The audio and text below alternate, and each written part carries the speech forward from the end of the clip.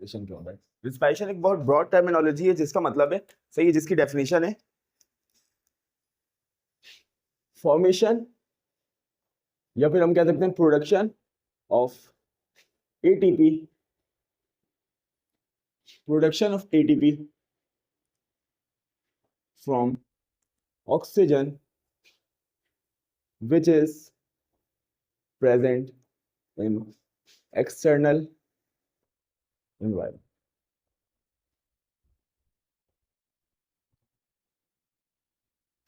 Respiration एक ऐसी terminology है जिसका मतलब है एटीपी का बनना, production of ATP from oxygen which is present in external environment, यानी इस बाहर वाली जो एक्सटर्नल एनवायरनमेंट है, एक्सटर्नल एनवायरनमेंट में जो ऑक्सीजन मौजूद है, इस ऑक्सीजन को इनहेल किया जाए और इनहेल करने के बाद उसको गैसियस एक्सचेंज के जरिए ब्लड में लाया जाए, ब्लड में लाने के बाद उसको सेल में भेजा जाए और फिर सेल में भेजने के बाद फिर उसके साथ क्या की जाए, उससे सेलुलर रिस्पायरेशन की जाए और फिर सेलुलर रिस्पायरेशन करने के बाद glycolysis, Krebs cycle, electron transport chain, उसके बाद उससे क्या बनाई जाए, एटीपी बनाई जाए। इस पूरे प्रोसेस को हम क्या कहते हैं, रिस्पायरेशन कहते हैं। बहुत बड़ा प्रोसेस है, इसको हम डिवाइड कर देते हैं छोटे प्रोसेस में।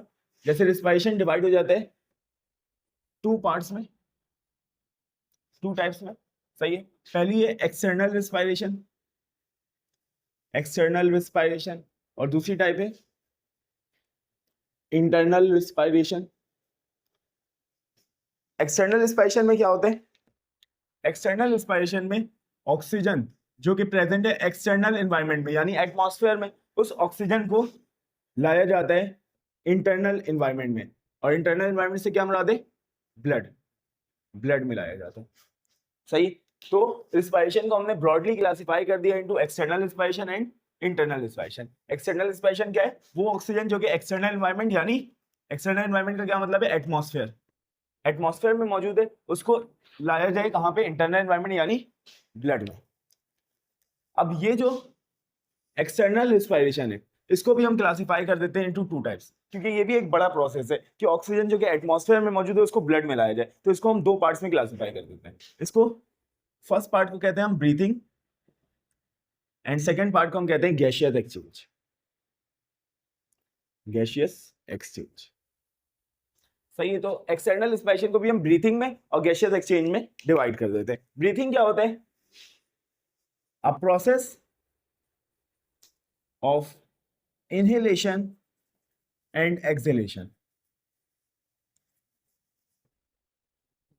ब्रीथिंग बस एक प्रोसेस है जिसमें इनहेलेशन होती है और एक्सहेलेशन होती है, यानी एयर को हम अपने लंग्स के अंदर इनहेल करते हैं इस तरह और फिर एक्सहेल कर देते हैं, बस यही होता है ब्रीथिंग। ब्रीथिंग में क्या होता है, इनहेलेशन और एक्सहेलेशन, और कोई दूसरी चीज ब्रीथिंग में नहीं होती है, सिर्फ इनहेल करते हैं हम एयर को और एक्सहेल कर देते हैं। एयर हमारे लंग्स के अंदर आता है और लंग्स के अंदर किस स्ट्रक्चर के अंदर आता है, एल्विलाई के अंदर, सही, एल्विलाई के अंदर आता है और फिर एयर एल्विलाई से बाहर चले जाता है, बस ये होता है।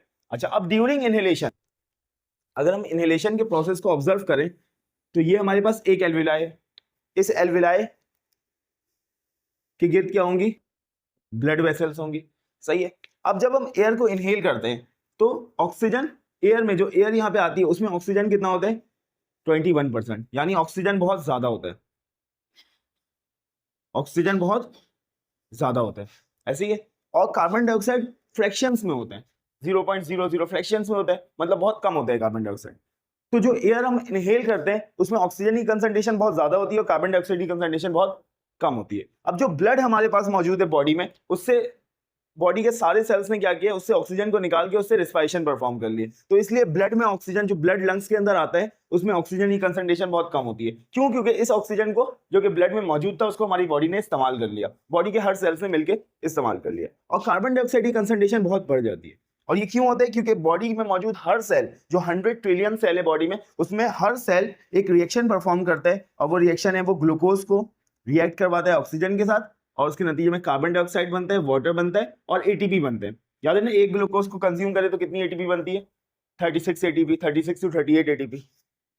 तो ऑक्सीजन कम क्यों है, क्योंकि बॉडी का हर सेल ऑक्सीजन को कंज्यूम कर रहा है, इसलिए ऑक्सीजन कम हो गया है, और बॉडी का हर सेल क्या कर रहा है, कार्बन डाइऑक्साइड प्रोड्यूस कर रहे हैं, इसलिए ब्लड में कार्बन डाइऑक्साइड बहुत ज्यादा है। अब देखो होता क्या है, जब ब्लड एल्विलाई के पास से गुजरता है तो ब्लड में कार्बन डाइऑक्साइड बहुत ज्यादा होता है, एल्विलाई में कार्बन डाइऑक्साइड बहुत कम होता है। तो ब्लड से कार्बन डाइऑक्साइड कहां निकल के चले जाता है, एल्विलाई में, high concentration to low concentration, towards the concentration gradient. और हमें पता है कि ऑक्सीजन एयर में बहुत ज्यादा होता है, 21% होता है, मगर ब्लड में बहुत कम होता है। तो एल्विलाई से ऑक्सीजन कहाँ आ जाता है?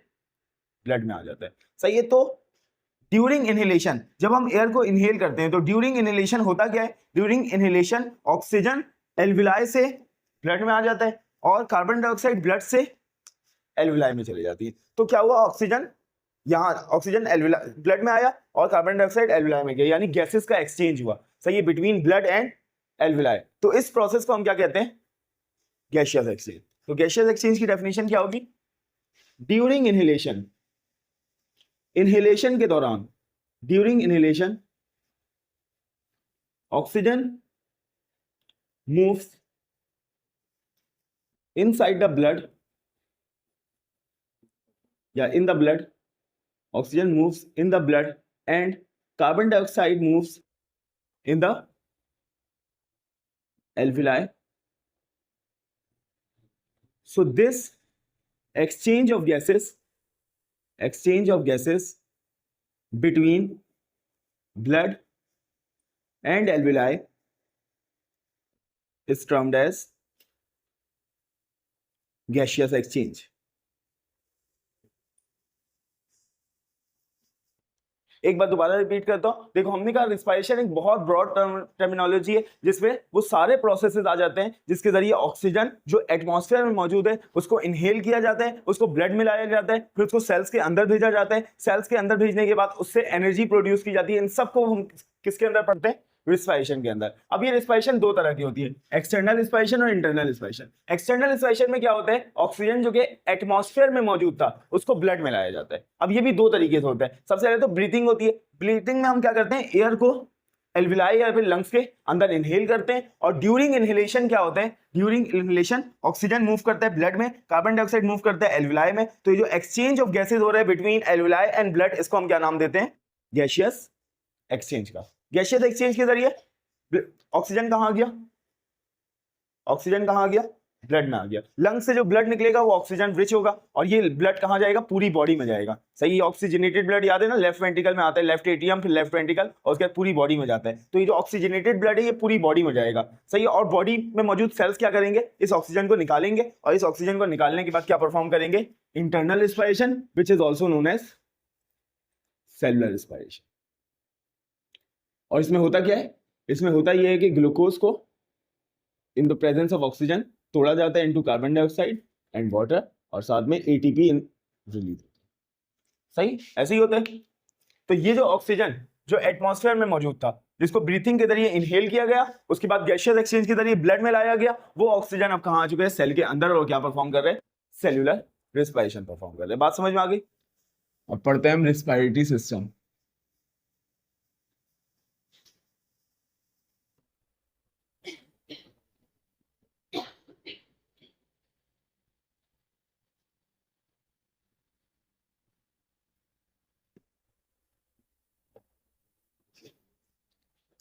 देखो, हमने बहुत सारे सिस्टम, यस बोलो, कुछ बोलिए।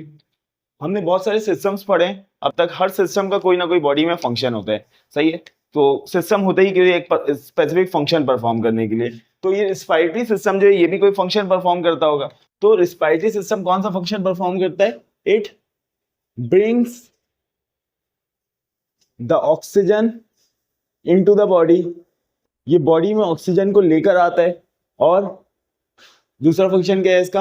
It expel carbon dioxide from the body.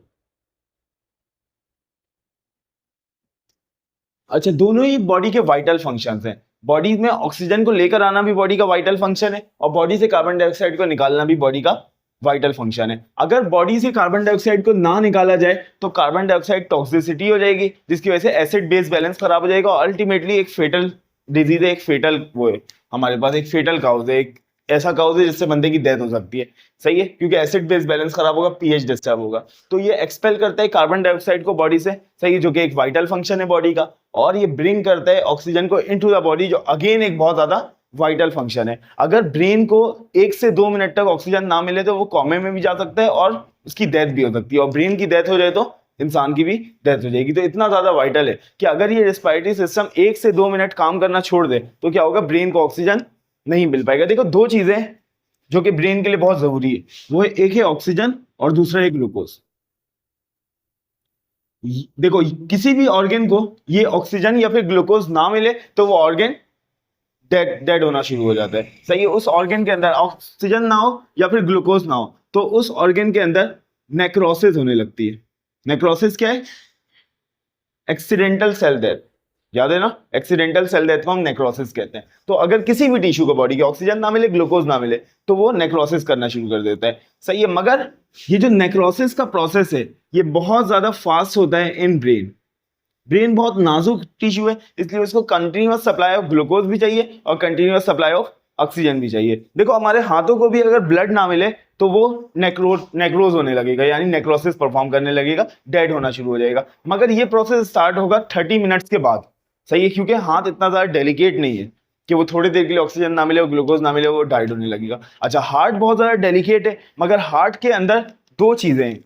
Heart के अंदर मायोग्लोबिन है जो कि ऑक्सीजन को स्टोर करते हैं, और हार्ट के अंदर ग्लाइकोजन है जो कि किसको स्टोर करते हैं? ग्लूकोज को। तो अगर थोड़ी देर के लिए उसको ऑक्सीजन या ग्लूकोज नहीं मिले तो वो नेक्रोज नहीं होगा। सही है, वो एक्सीडेंटल सेल डेथ परफॉर्म नहीं करेगा। मगर ब्रेन के अंदर ना तो मायोग्लोबिन है ना ही ग्लाइकोजन है, और ये बहुत ज्यादा डेलिकेट भी और बहुत फास्ट नेक्रोसिस परफॉर्म करता है। तो अगर उसको थोड़ी देर के लिए ऑक्सीजन या फिर ग्लूकोज ना मिले तो वो क्या हो जाएगा? डेड हो जाएगा। इसीलिए अगर बहुत ज्यादा किसी का ग्लूकोज लेवल फॉल कर जाए, ग्लूकोज लेवल बहुत कम हो जाए, ब्लड शुगर लेवल बहुत कम हो जाए, तो उसकी डेथ हो जाती है। डेथ कैसे होती है? ब्रेन के डेथ से।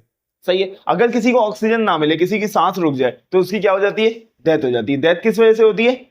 ब्रेन के डेथ से। हार्ट के डेथ से भी डेथ हो जाती है, मगर हार्ट में क्योंकि मायोग्लोबिन और ग्लाइकोजन होता है जो कुछ देर के लिए हार्ट को सर्वाइव करवा सकता है बगैर ऑक्सीजन और बगैर ग्लूकोज के भी, इसलिए इतनी जल्दी हार्ट की डेथ नहीं होती है, मगर ब्रेन की डेथ फौरन हो जाती है। सही है, तो इसी तरीके से अगर कोई भी ऐसा प्रोसेस हो जाए जिससे ऑक्सीजन आना बंद हो जाए या रिस्पायरेटरी सिस्टम थोड़ी देर के लिए भी काम करना छोड़ दे तो ब्रेन की डेथ हो जाएगी। सही है, तो ये याद रखना इसको कि सबसे पहले जो इंसान की डेथ होती है वो ब्रेन के डेथ से डेथ होती है इंसान की। सही है, अच्छा इसके अलावा अगर हार्ट फेलियर हो जाता है या फिर हार्ट काम करना छोड़ देता है तो इंसान की डेथ क्यों होती है? ब्लड पंप नहीं करता है तो डेथ क्यों हो जाती है? देखो वैसे तो किसी भी टिश्यू को ब्लड नहीं मिलता है तो हर टिश्यू नेक्रोसिस परफॉर्म करना शुरू कर देता है, मगर सबसे पहले जो नेक्रोज होगा और सबसे पहले जिसकी डेथ होगी वो कौन सा स्ट्रक्चर है? ब्रेन। तो अगर कोई पूछे कि हार्ट जब पंप करना बंद कर देता है इंसान की डेथ किस वजह से होती है, तो ब्रेन के डेथ की वजह से डेथ होती है। सही, अल्टीमेटली तो हार्ट के डेथ की वजह से डेथ हुई, सबसे पहले तो हार्ट की डेथ हुई, मगर हार्ट के डेथ होने से उसके बाद सबसे पहले किसकी डेथ हुई? ब्रेन की डेथ। इसीलिए ब्लड का कंटिन्यूअसली पंप होना बहुत ज्यादा जरूरी है। तो दो सिस्टम्स ऐसे हैं जो कंटिन्यूअसली काम कर रहे हैं, और अगर थोड़ी देर के लिए 1 मिनट के लिए भी रुके तो इंसान की डेथ हो जाएगी। और वो दो फंक्शंस कौन से? एक सर्कुलेटरी सिस्टम और दूसरा रिस्पायरेटरी सिस्टम। तो it is a vital system, और ये उन सिस्टम्स में से एक है जो थोड़ी देर के लिए भी अगर रुके तो इंसान की डेथ हो जाएगी। सही, तो बहुत इंपॉर्टेंट सिस्टम्स है हमारे लिए, रिस्पायरेटरी सिस्टम और सर्कुलेटरी सिस्टम। अच्छा, अब कोई भी सिस्टम होता है, कोई भी ऑर्गन सिस्टम, वो डिफरेंट ऑर्गन से मिलकर बना हुआ होता है। तो रिस्पायरेटरी सिस्टम भी कुछ ऑर्गन से मिलकर बना होगा। तो रिस्पायरेटरी सिस्टम के जो ऑर्गन्स हैं उनको हम डिवाइड कर देते हैं अपर रिस्पायरेटरी सिस्टम में, अब ये अपर रिस्पायरेटरी ट्रैक्ट में, और lower respiratory tract. Lower respiratory tract, upper respiratory tract में दो ऑर्गन्स आ जाते हैं हमारे पास रिस्पायरेटरी सिस्टम के। First one is nose and second one is pharynx. जबकि लोअर रिस्पायरेटरी ट्रैक्ट में हमारे पास लैरिंग्स आ जाता है, ट्रैकिया आ जाता है, और ब्रोंकाई आ जाता है, और लंग्स आ जाते हैं। लंग्स का मतलब क्या है? एल्विलाई। ये लंग्स का स्ट्रक्चरल फंक्शन यूनिट एल्विलाई है, लंग्स बने हुए होते हैं एल्विलाई से, तो कहीं भी लंग्स लिखा हो इसका मतलब एल्विलाई। सही, तो बारी बारी करके पढ़ते हैं। सबसे पहले अपर रिस्पायरेटरी ट्रैक्ट को पढ़ते हैं, फिर लोअर रिस्पायरेटरी ट्रैक्ट को पढ़ेंगे। सबसे पहले पढ़ते हैं अपर रिस्पायरेटरी ट्रैक्ट।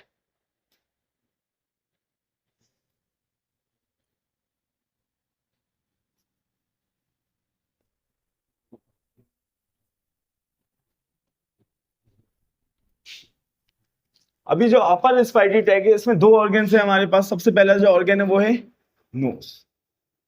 तो सबसे पहले नोज को देखते हैं। नोज के तीन कंपोनेंट्स है जो हमें पढ़ने। सबसे पहला कंपोनेंट जो नोज का है वो है इंटरनल नॉस्ट्रिल्स। इंटरनल नॉस्ट्रिल्स या फिर हम इनको कह सकते हैं इंटरनल नेयर्स। इंटरनल नेयर्स क्या है? दो ओपनिंग जो कि बाहर से विजिबल होती है नोज की, रिस्पायरेटरी सिस्टम की। Anterior most opening of the respiratory system, या फिर हम कह सकते हैं anterior most opening of the nose, उसको हम क्या कहते हैं? Internal nostrils. Sorry, this one is external nostrils, इसको हम कहते हैं एक्सटर्नल नॉस्ट्रिल्स। सही है, एक्सटर्नल नॉस्ट्रिल्स या फिर नेयर्स। ये क्या है? दीज आर द एक्सटर्नल या फिर हम कह सकते हैं outer opening of the nasal cavity.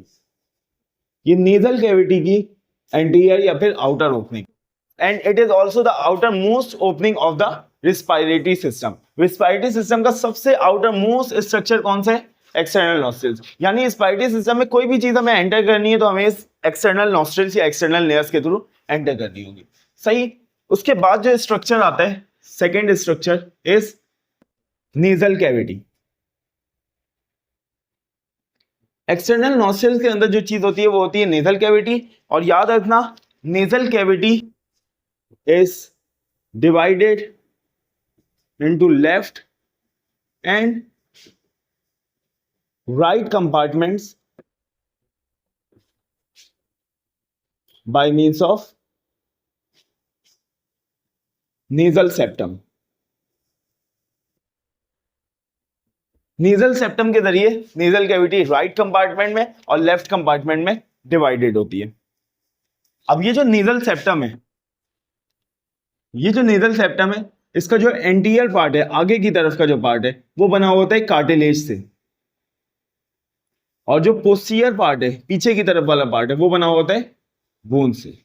बताओ कौन सी कार्टिलेज से बना हुआ होता है? एमसीक्यूज है ये। कौन सी कार्टिलेज से बना हुआ होता है? तीन टाइप की होती है कार्टिलेज। हाइलिन कार्टिलेज से। कौन सी कार्टिलेज से बना होता है? Hyaline cartilage. सही। अच्छा, अब जो नेजल कैविटी होती है, नेजल कैविटी के पास जो एपिथेलियम होती है, लाइनिंग एपिथेलियम, वो होती है mucus secreting ciliated epithelium. Mucus nasal cavity is lined by mucus secreting ciliated epithelium. Mucus secreted ciliated epithelium होता है। क्या मतलब? इसका मतलब जो एपिथेलियम होता है, जो नेजल कैविटी को लाइन कर रहा होता है, उसमें सीलिया होते हैं और वो म्यूकस सिक्रीट करता है। सही। ये म्यूकस क्या करता है? This mucus trap fine dust particle. ये जो बिल्कुल जर्रे जैसे डस्ट पार्टिकल्स होते हैं जो बिल्कुल नजर भी नहीं आते हैं, उनको ट्रैप करता है, trap fine dust particles and bacteria, और बैक्टीरिया को ट्रैप करता है। सही है। और म्यूकस जो है, हम इम्यून सिस्टम में पढ़ेंगे कि म्यूकस एक क्या है? Mucus is an antiseptic. तो ये बैक्टीरिया को खुद भी कोशिश करता है किल करने की, और खुद कोशिश करने के अलावा ये जो सीलिया होते हैं, ये सीलिया बैकवर्ड बीटिंग करते हैं। क्या परफॉर्म करते हैं? Backward beating. और इस बैकवर्ड बीटिंग की वजह से क्या होता है? ये जो म्यूकस है, कंटेमिनेटेड म्यूकस, ऐसा म्यूकस जिसके अंदर डस्ट और बैक्टीरिया है, उस म्यूकस को कहां पहुंचा देते हैं? फेरिंग्स के अंदर। और फेरिंग्स से कहां पहुंचा देते हैं? इसोफेगस के अंदर। और इसोफेगस से कहां पहुंचा देते हैं? स्टमक में। और हमें पता है स्टमक के अंदर क्या होता है? HCl। वो HCl इन बैक्टीरिया को किल कर देता है। सही है। दोबारा रिपीट कर रहा हूं, देखो हमारे पास जो नेजल कैविटी होती है वो लाइंड होती है by mucus secreted ciliated epithelium. सही है। मतलब ऐसी ciliated epithelium, cilia containing epithelium जो म्यूकस सिक्रीट करता है। ये म्यूकस क्या करता है? ये ट्रैप करता है फाइन डस्ट पार्टिकल को और बैक्टीरिया को। सही है। अब जो बैक्टीरिया ट्रैप है हुए म्यूकस के अंदर, वो खुद म्यूकस एक एंटीसेप्टिक है, तो कोशिश करता है कि वो बैक्टीरिया को किल कर दे। अगर वो नहीं कर पाता तो जो कंटेमिनेटेड म्यूकस होता है, जो नेजल कैविटी में प्रेजेंट है, उसको पीछे की तरफ पुश किया जाता है। पीछे की तरफ क्या है? फेरिंग्स। फेरिंग्स में पुश किया जाता है। फेरिंग्स से कहां भेज दिया जाता है उसको? इसोफेगस। इसोफेगस से स्टमक, और स्टमक में जो HCl होता है वो उसको किल कर देता है। सही है। आगे बात समझ में? अच्छा, इसके अलावा नेजल कैविटी का जो एंटीरियर पार्ट होता है, anterior part of nasal cavity, यहां पे लिख रहा हूं anterior part of nasal cavity, nasal cavity के एंटीरियर पार्ट में contains hairs. Anterior part of nasal cavity में क्या होते हैं? हेयर्स होते हैं। और हेयर्स का क्या काम है? They trap large dust particles, large dust particles, जो लार्ज डस्ट पार्टिकल्स है उनको ये हेयर्स ट्रैप कर लेते हैं। सही है, तो एंटीरियर पोर्शन में नेजल कैविटी के हेयर्स होते हैं जो कि लार्ज डस्ट पार्टिकल्स को ट्रैप करते हैं। और अगर कोई डस्ट पार्टिकल बच के अंदर चले जाए नेजल कैविटी में, तो नेजल कैविटी के अंदर क्या मौजूद होते हैं? म्यूकस मौजूद होता है जो कि फाइन डस्ट पार्टिकल और बैक्टीरिया को ट्रैप कर लेता है, ताकि अंदर जो एयर जा रही है लंग्स की तरफ वो पूरी तरीके से प्योर एयर जाए। आ रही है बात समझ में? उसके अलावा एक और काम होता है बहुत इंपॉर्टेंट नेजल कैविटी का, और वो क्या है? It warms the air. Nasal cavity की जो लाइनिंग होती है उसके बीनीथ क्या प्रेजेंट होती है? बहुत high supply of blood present होता है, ब्लड बहुत ज्यादा प्रेजेंट होता है। और हमें पता है ब्लड का टेम्परेचर ज्यादा होता है, तो जब हम सांस लेते हैं तो जब नोज से जाता है तो फिर नोज में जो ब्लड होता है वो ब्लड क्या करता है? एयर को वार्म कर देता है, यानी एयर का टेम्परेचर बढ़ा देता है। और एयर का टेम्परेचर बढ़ाने का क्या फायदा है? कोई फायदा है? बहुत। क्या फायदा है? नहीं याद आ रहा है या दिल नहीं चाह रहा है बताने का? याद नहीं आ रहा। अच्छा देखो, जब एयर यहां पे पहुंचेगा तो अगर एयर का टेम्परेचर ज्यादा होगा तो उसकी काइनेटिक एनर्जी क्या होगी? ज्यादा है कम? क्या होगी बेटा? Temperature is directly proportional to kinetic energy. अगर टेम्परेचर एयर का ज्यादा होगा तो काइनेटिक एनर्जी भी क्या होगी? ज्यादा होगी। और अगर काइनेटिक एनर्जी ज्यादा होगी इसका मतलब एयर में मौजूद ऑक्सीजन बहुत तेज मोशन परफॉर्म करेगा। सही है, मोशन इसकी फास्ट होगी। और अगर इसकी मोशन फास्ट होगी, काइनेटिक एनर्जी फास्ट होगी, तो डिफ्यूजन भी क्या होगी? फास्ट होगी। डिफ्यूजन भी फास्ट होगी। तो टेम्परेचर के बढ़ने से काइनेटिक एनर्जी बढ़ी, काइनेटिक एनर्जी के बढ़ने से डिफ्यूजन की स्पीड भी बढ़ गई, क्योंकि हमारे पास टाइम बहुत कम होता है। सही है, मैंने एयर को इनहेल किया और उसके बाद फौरन क्या कर दिया? एक्सहेल कर दिया। तो इस थोड़े से टाइम पीरियड में 1 से 2 सेकंड या 3 सेकंड के टाइम पीरियड में हमें क्या करना है? इस ऑक्सीजन को एयर से कहां, एल्विलाई से कहां पहुंचाना है? ब्लड में। तो डिफ्यूजन का रेट बहुत फास्ट होना चाहिए, तो इसलिए हम एयर को वार्म कर देते हैं ताकि उसका टेम्परेचर इंक्रीज हो जाए, काइनेटिक एनर्जी इंक्रीज हो जाए और डिफ्यूजन फास्ट हो जाए, रेट ऑफ डिफ्यूजन भी इंक्रीज हो जाए। बात समझ में आ गई? ठीक है, चलो आगे बढ़ते हैं। अब उसके बाद नेजल कैविटी से एयर गुजरते हुए कहां जाती है? इंटरनल नॉस्ट्रिल्स में। इंटरनल नॉस्ट्रिल्स या फिर इंटरनल नेयर्स भी कह सकते हैं आप। ये इंटरनल नॉस्ट्रिल्स, जिस तरह बाहर 2 नॉस्ट्रिल्स हैं, सही है, एक पेयर है नॉस्ट्रिल का, सही, जिससे एयर कहां जा रही है? नेजल कैविटी में। उसी तरीके से नेजल कैविटी के एंड में भी 2 ओपनिंग्स हैं, सही, ये भी पेयर में मौजूद होते हैं, पेयर में मौजूद होते हैं। और ये क्या करते हैं? It convey the air from nasal cavity to pharynx. ये एयर को कन्वे करते हैं नेजल कैविटी से कहां? फेरिंग्स। बात समझ में आ गई? अच्छा, इसको एक डायग्राम बना के भी देख लेते हैं। एक डायग्राम बना लेते हैं।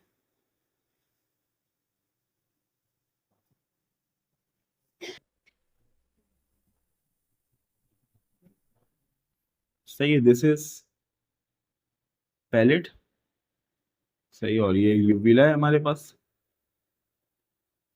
ये पैलेट है और ये यूविला है, सही है, ये टंग है, ठीक है, और ये हमारे पास इसके ऊपर क्या है? इसका भेजा पड़ा हुआ है, सही। अच्छा, ये जो कंपार्टमेंट है ये क्या है? Oral cavity. और ये वाली कंपार्टमेंट क्या है? नेजल कैविटी, सही है। ये ओरल कैविटी है और ये नेजल कैविटी है। अब ओरल कैविटी और नेजल कैविटी को डिवाइड करने वाले स्ट्रक्चर, इसको डाइजेस्टिव सिस्टम में भी हमने देख लिया था, रिवाइज कर रहे हैं जस्ट। डिवाइड करने वाले स्ट्रक्चर कौन सा है? पैलेट। पैलेट क्या कर रहा है? ओरल कैविटी को और नेजल कैविटी को डिवाइड कर रहा है। अब देखो पैलेट में क्या होता है? पैलेट में जो एंटीरियर पार्ट होता है वो बोनी होता है, पोस्टीरियर पार्ट मसल्स का बना होता है, सॉफ्ट होता है, सॉफ्ट पैलेट होता है। जबकि नेजल कैविटी, नेजल सेप्टम में देखिए, जो सेप्टम जो डिवाइड कर रहे हैं नेजल कैविटी को इनटू राइट और लेफ्ट कंपार्टमेंट, ये सामने से सॉफ्ट होता है और पीछे से हार्ड होता है, तो अपोजिट होता है ये। अच्छा, अब यहाँ पे देखो 2 नॉस्ट्रिल्स मौजूद है, इसको बोल रहे हैं एक्सटर्नल नॉस्ट्रिल। इसके जरिए एयर कहां पे आ रहा है? नेजल कैविटी में, नेजल कैविटी के बाद यहाँ पे भी दो नॉस्ट्रल्स मौजूद है। सही है, 3D डायग्राम नहीं बना सकते, ऐसे ही समझ लो कि यहाँ पे भी दो नॉस्ट्रल्स मौजूद है। सही है, और ये दो नॉस्ट्रल्स क्या कर रहे हैं, एयर को नेजल कैविटी से कहाँ पहुंचा रहे हैं, फेरिंग्स में। ये जो पार्ट है जहां पे जो बीनीथ द नेजल कैविटी है, this part of the pharynx is known as nasopharynx. ऐसा फेरिंग्स जो बिहाइंड द नेजल कैविटी है उसको हम क्या कहते हैं, नेजोफेरिंग्स। ऐसा फेरिंग्स जो बिहाइंड द ओरल कैविटी है उसको क्या कहते हैं, ओरोफेरिंग्स। और ऐसा फेरिंग्स जो अबव द लैरिंग्स है, यहां पे लैरिंग्स से बना देता हूं, यहां पे दिस सही, ऐसी बना दिया मैंने, बस बाद में बना लेंगे इसको सही से। ये लैरिंग्स है, सही है। तो ऐसा फेरिंग्स जो कि अबव द लैरिंग्स मौजूद है, ऐसे फेरिंग्स को हम क्या कहते हैं, लैरिंगोफेरिंग्स।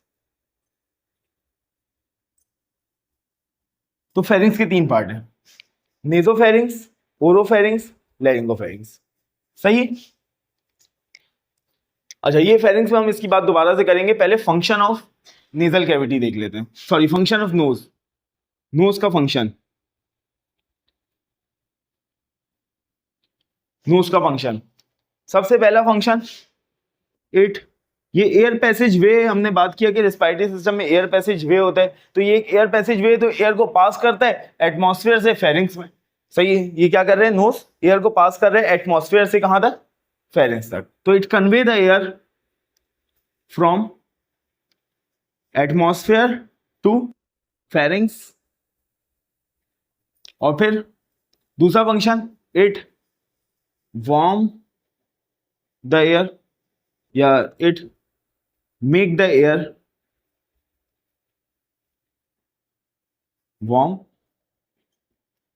सही है, और क्या कर रहे हैं, it filters dust and bacteria from the air. ये एयर से डस्ट को और बैक्टीरिया को रिमूव कर रहे हैं। और it humidify the air, humidify the air, इसको हमने डिस्कस नहीं किया, ये एयर को ह्यूमिडिफाई भी कर रहा है, यानी एयर में वाटर वेपर्स की तादाद को बढ़ा रहा है।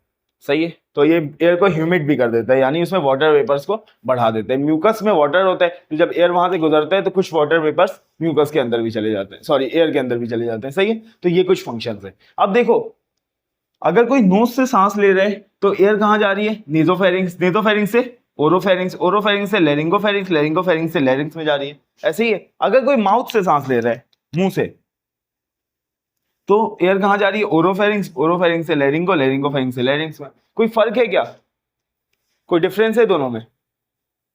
कोई मुंह से सांस लेता है, कोई नाक से सांस लेता है, देखो मुंह, नाक से सांस लिया, मुंह से सांस ले लिया, कोई फर्क है?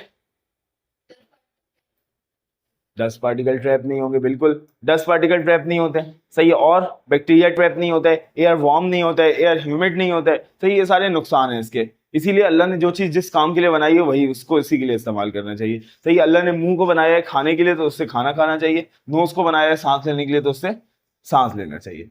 सही है, एक तो ये वजह है सांस ना लेने की। दूसरी वजह क्या है, छोड़ दो, दूसरी वजह नहीं बताऊंगा, दूसरी वजह ये लिख लो इसको, बल्कि रुक जाओ, अभी फंक्शन ऑफ नोज हो गया, इसके बाद फेरिंग्स भी देख लेते हैं, तो अपर रेस्पिरेटरी ट्रैक हमारा कंप्लीट हो जाएगा। सही है, अपर रेस्पिरेटरी ट्रैक में जो सेकंड ऑर्गन है वो है फेरिंग्स।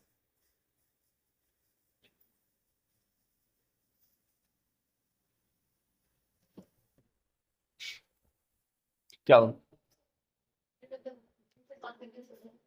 हाँ, तो वो फिर उनके मुंह में बैक्टीरिया वगैरह जा रहा होता है, जिसका जिसका नाक बंद होता है वही मुंह खोल के सोता है, नहीं?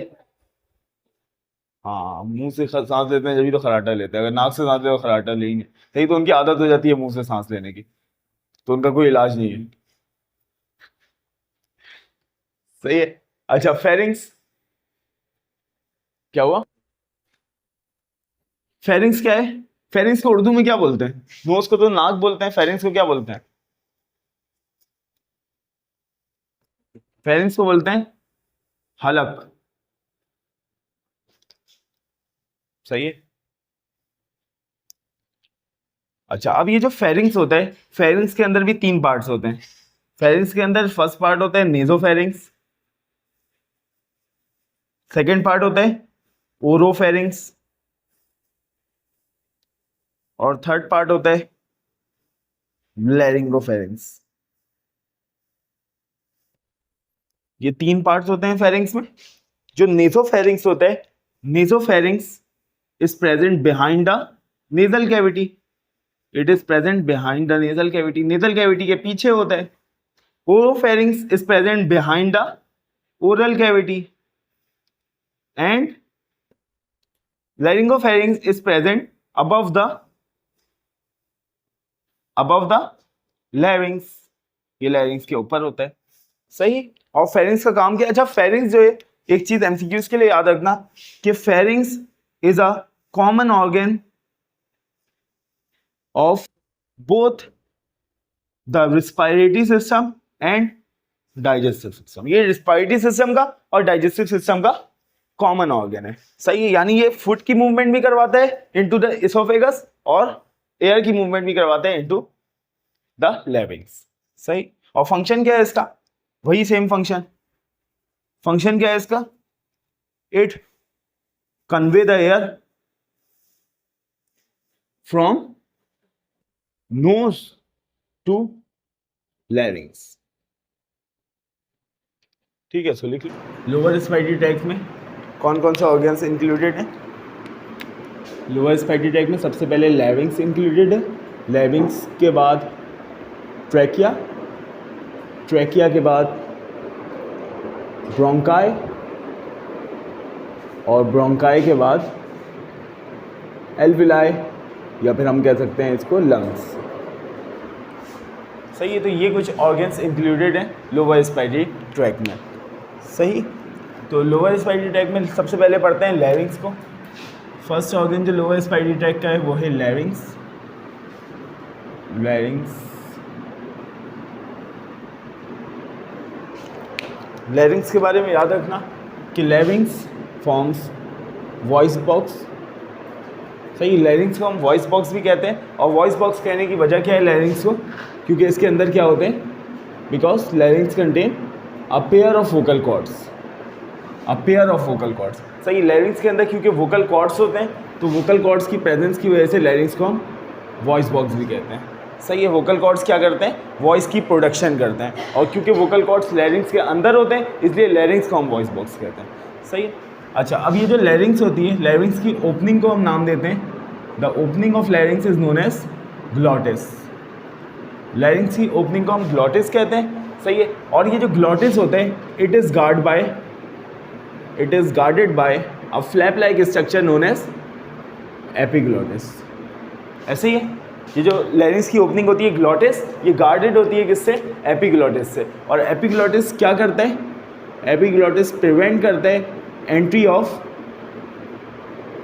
बोलस या फूड पार्टिकल या फिर any type of particle such as water, food, bolus, ये सारी चीज़ें ग्लॉटिस के थ्रू लैरिंग्स में चले जाए। और अगर लैरिंग्स में चली गई तो कहाँ चली जाएंगी? वो लंग्स में, रिस्पायरेटरी ट्रैक्ट में चली जाएंगी। तो इसको प्रिवेंट करने के लिए क्या मौजूद होता है? एपिग्लॉटिस मौजूद होता है, जो कार्टिलेजनस स्ट्रक्चर होता है, फ्लैप लाइक स्ट्रक्चर होता है। और ये प्रिवेंट करता है entry of bolus, food and water into the respiratory tract, into the respiratory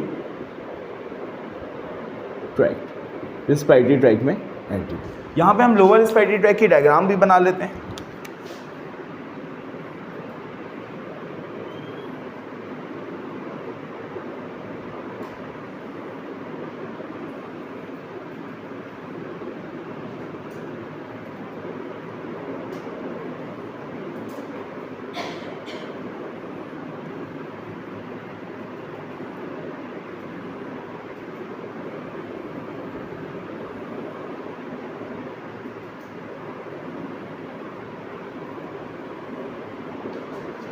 सही, ये हमारे पास लोअर रिस्पायरेटरी ट्रैक्ट है।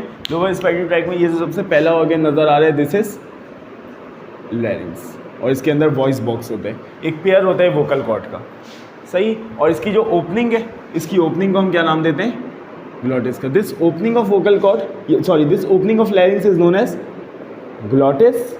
और ये जो ग्लॉटिस होता है, इसके ऊपर एक फ्लैप लाइक स्ट्रक्चर होता है जो इसको गार्ड कर रहा होता है। और ये जो फ्लैप लाइक स्ट्रक्चर, इसको हम कहते हैं एपीग्लॉटिस, और ये प्रिवेंट करते हैं जब हम स्वेलोइंग करते हैं, यानी फूड को, वाटर को, या फिर किसी भी चीज़ को जब हम स्वेलो करते हैं तो स्वेलोइंग के दौरान, डेग्लूटेशन के दौरान ये जो एपीग्लॉटिस है ये क्लोज हो जाता है और लैरिंक्स की ओपनिंग को क्लोज कर देता है, ताकि कोई भी खाना, कोई भी पानी या कोई भी पार्टिकल कहाँ ना जा सके, इस रिस्पायरेटरी ट्रैक में ना जा सके, अल्टीमेटली लंग्स में ना जा सके। अच्छा, अगर कोई चीज़ एंटर हो जाती है इनटू द लैरिंग्स, कोई खाने की चीज़, कोई पार्टिकल इस लैरिंग्स में ओपन हो जाता है। जिस तरह तुम लोगों ने सुना हो खाने के दौरान हंसना नहीं चाहिए, बात नहीं करना चाहिए।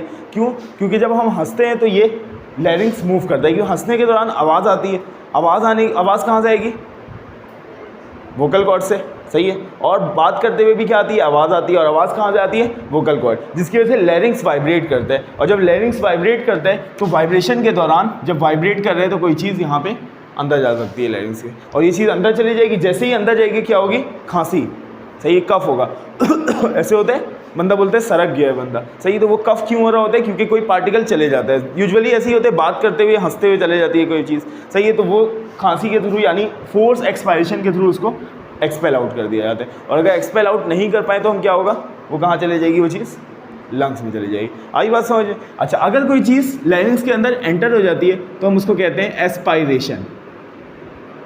जैसे तुम लोगों ने कोई एमसीक्यूज़, कोई ना कोई एमसीक्यूज़ तरह का देखा होगा कि एक बच्चे ने, या शायद तुम लोगों ने नहीं देखा हो ये एडवांस एमसीक्यूज़, तो अगर कोई चीज़ कोई रिस्पायरेटरी सिस्टम में चला गया तो हम कहेंगे उसने वो चीज़ एस्पायर कर ली है, यानी एस्पायरेशन हो गई उस चीज़ की, सही। खाने की एस्पायरेशन हो गई है, पानी की एस्पायरेशन हो गई है, या किसी टॉफ़ी की एस्पायरेशन हो गई है, सही। बच्चों के अक्सर कोई कंचा वगैरह जो होता है, मोती वगैरह, सही है, बीट्स वगैरह जो होती हैं वो चले जाती हैं हलक में, सॉरी सांस की नाली में। इसको बोलते हैं रिस्पायरेटरी ट्रैक को बोलते हैं सांस की नाली, सही है। सांस की नाली में चली जाती है तो हम कहते हैं उसने, बच्चे ने वो चीज़ एस्पायर कर ली है। एस्पायर करने का मतलब है उसको कहाँ ले गए? वो रिस्पायरेटरी ट्रैक में ले गए, सही। तो एस्पायरेशन को प्रिवेंट कौन करता है?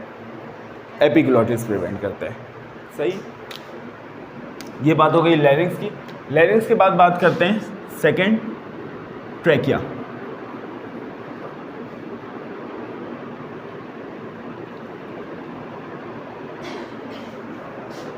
ये देखो, ये जो पूरी पाइप है, इस पाइप को हम कहते हैं ट्रैकिया।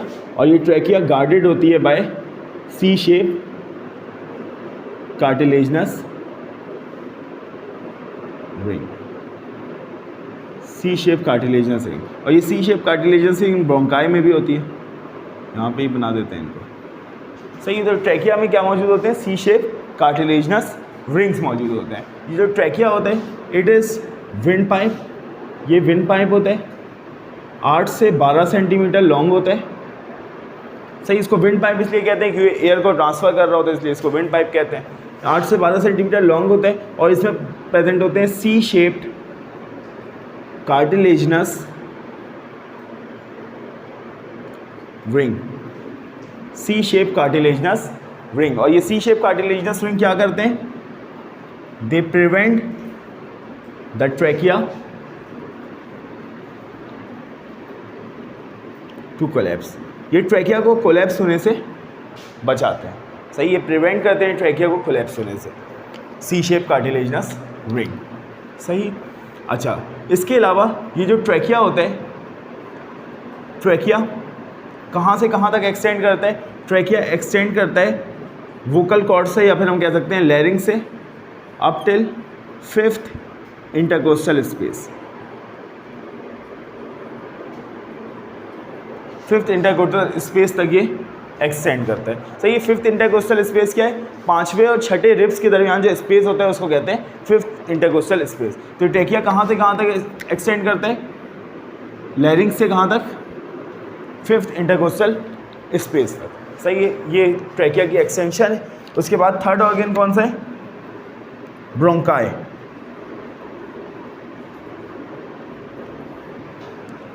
तो ब्रोंकाई जो बनते हैं वो ट्रैकिया से ही बनते हैं बेसिकली। जो ट्रैकिया है यही डिवाइड होके क्या बनाता है? ब्रोंकाई बनाता है। तो एट द लेवल ऑफ, किस लेवल पे बनाता है? 5th इंटरकोस्टल स्पेस के लेवल पे। तो at the level of 5th intercostal space, at the level of 5th intercostal space, trachea bifurcates, trachea bifurcates into 2 bronchi. Fifth intercostal space के level पे, यानी फिफ्थ इंटरकोस्टल स्पेस का क्या मतलब है, at the level of fifth intercostal space. Fifth intercostal space का मतलब है पांचवें और छठे रिब्स के दरमियान जो स्पेस है, सही, उसको कहते हैं फिफ्थ इंटरकोस्टल स्पेस।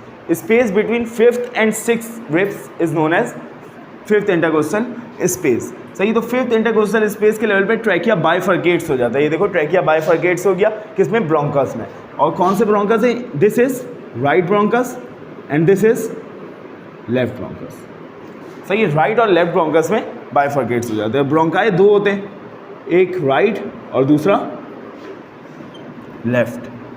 जो लेफ्ट ब्रोंकस होता है वो नैरो होता है और नैरो होता है, और जो राइट ब्रोंकस होते हैं ये ब्रॉड होता है। जो लेफ्ट ब्रोंकस होता है ये लॉन्ग होता है, जबकि राइट ब्रोंकस शॉर्ट होता है। जो राइट ब्रोंकस जो लेफ्ट ब्रोंकस होता है ये लेस स्ट्रेटर होता है, यानी स्ट्रेट इतना ज़्यादा नहीं होता है, नज़र भी आ रहा है इतना ज़्यादा स्ट्रेट नहीं है, बल्कि ऐसे साइड की तरफ जा रहा है, सही है। जबकि ये जो राइट ब्रोंकस है ये ज़्यादा स्ट्रेट है लेफ्ट ब्रोंकस के मुकाबले में। राइट ब्रोंकस, ये देखो ये राइट ब्रोंकस है, ये लेफ्ट ब्रोंकस है, तो ज़्यादा स्ट्रेट कौन सा है, राइट ब्रोंकस। तो राइट ब्रोंकस ब्रॉड होता है, शॉर्ट होता है और मोर स्ट्रेटर, ज़्यादा स्ट्रेट होता है, सही। अच्छा, इससे पता क्या चलता है, इससे पता ये चलता है जो लेफ्ट ब्रोंकस है हमारे पास, जो लेफ्ट ब्रोंकस है, लेफ्ट ब्रोंकस एंटर कहाँ पे करते हैं, लेफ्ट लंग में, और राइट ब्रोंकस कहाँ एंटर करते हैं, राइट लंग में। तो देखो यहाँ से हमें पता ये चलता है कि राइट ब्रोंकस जो है वो शॉर्ट भी है, ब्रॉड भी है और स्ट्रेट भी है। तो अगर कोई बंदा कोई चीज़ एस्पायर कर लेता है, कोई टॉफ़ी हो सकती है, कोई मोती हो सकती है, या फिर कोई भी चीज़ हो सकती है, सही। यूजुअली बच्चे एस्पायर करते हैं क्योंकि बच्चों को स्वेलो करना इतना अच्छे से नहीं आता है। जब हम स्वेलोइंग करते हैं तो स्वेलिंग के दौरान एपिग्लोटिस इस लैरिंक्स को बंद कर देता है। तो वो कोई भी चीज़ हो वो कहाँ चली जाएगी, ईसोफेगस में चली जाएगी, सही है। कोई भी चीज़ हो, तो अगर वो कोई ख़तरनाक चीज़ है वो भी इसोफेगस में चली जाएगी, कोई अगर खाने की चीज़ है वो भी कहाँ चली जाएगी, इसोफेगस में। तो अगर कोई चीज़ अगर स्लिप हो रही है हलक से, फेरिंग से, तो उसको क्या कर लेना चाहिए, स्वेलो। वो हम कर लेते हैं स्वेलो, मगर यूजुअली बच्चे स्वेलो नहीं कर पाते हैं, तो वो क्या कर लेते हैं, एस्पायर कर लेते हैं उसको, सही है। और एस्पायर करने की वजह से वो कहाँ, कौन से लंग में जाता है, राइट में या लेफ्ट में, राइट में, क्योंकि राइट वाला ब्रॉड है, शॉर्ट है और स्ट्रेट है, इसलिए 80% चांस होता है कि वो चीज़ कहाँ गई है, राइट लंग में गई है। समझ में आ गई बात। अच्छा, इसके बाद हमारे पास फोर्थ जो स्ट्रक्चर है वो है एल्विलाई।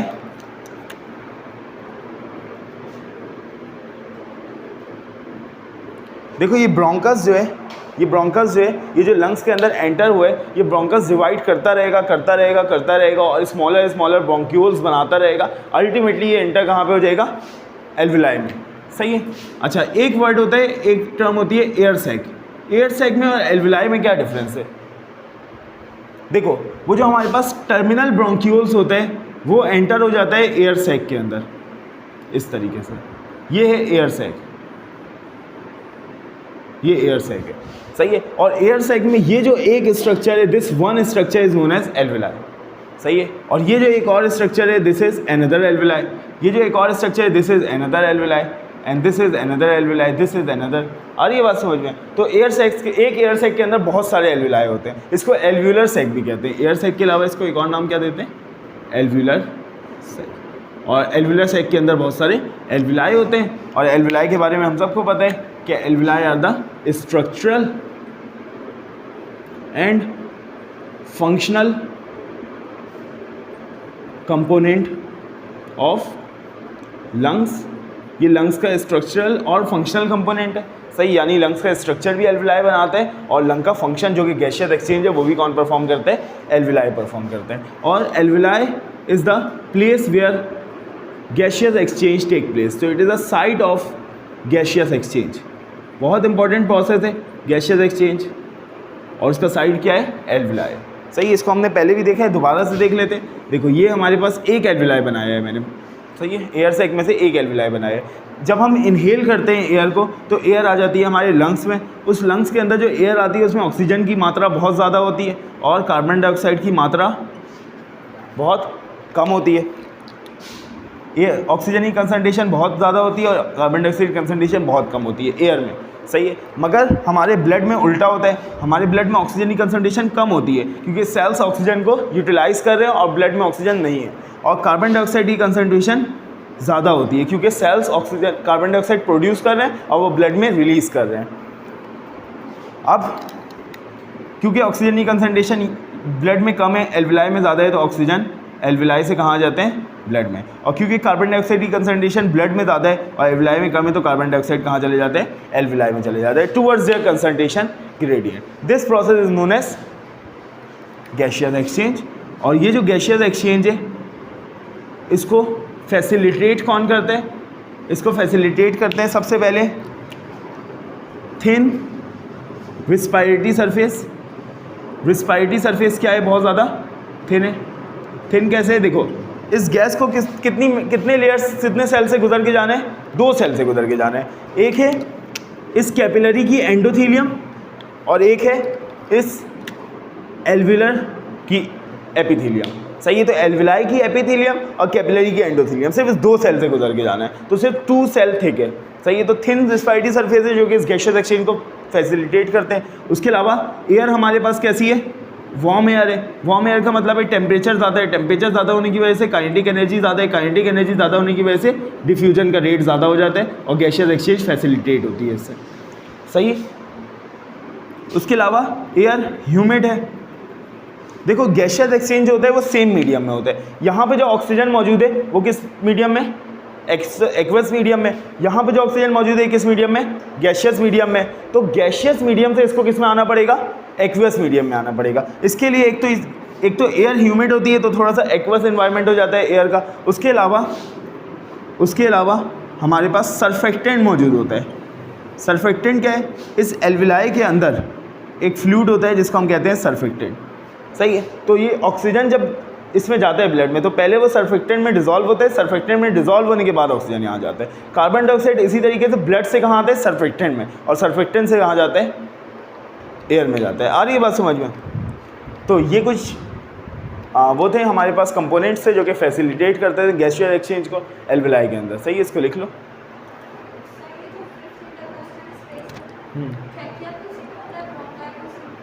देखो 5th इंटरकोस्टल स्पेस ये वाला लेवल है। देखो ये देखो रिब्स यहाँ पे बना लेते हैं हम, ये देखो रिब्स,